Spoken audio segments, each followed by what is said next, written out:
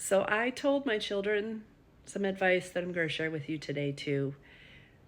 If you go driving today over the next weekend or so, pretend like people can't see you and that you're a new driver, because they might not. Mars starts his retrograde today, and so people might feel extra triggered.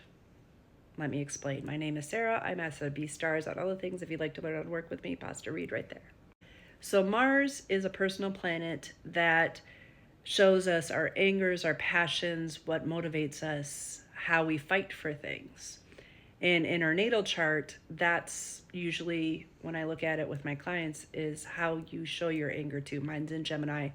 When I was a kid, I used my words a lot.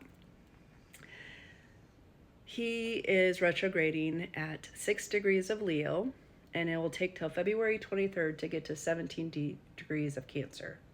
The last time he was at those degrees was in April of 2023, all the way through the first week of June 2023. So you might see some repeats of things that happened during that time period.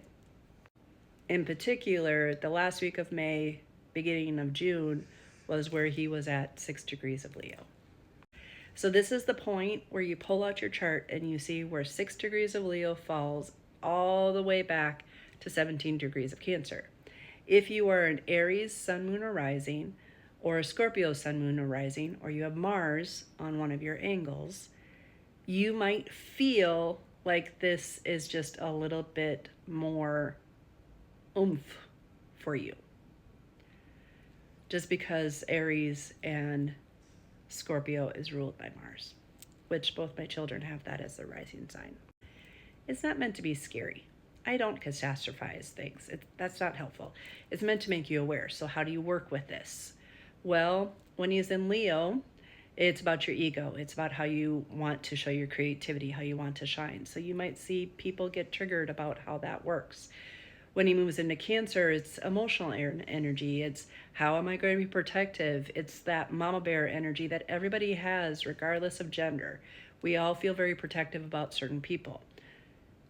Even though I didn't like my sister growing up, I always protected her kind of energy. Like, I could mess with her, but you can't. You know what I mean? So how do you work with this energy? Be aware of your triggers. I've talked about that for like the last 2 months. When you're on the road, pretend like they can't see you, because they probably aren't paying attention anyways. Breathe, ground yourself. It's going to help. Keeping a transit journal of what is coming up for you right now might be helpful as well. I noticed some things that I'm writing down personally. I keep it in my journal that you see right here. It's a long retrograde, and between now and December 15th, there's going to be an overlap with Mercury too. So if you're traveling, give yourself extra time. Remember to breathe. These two things will pass. Let me know if this helps.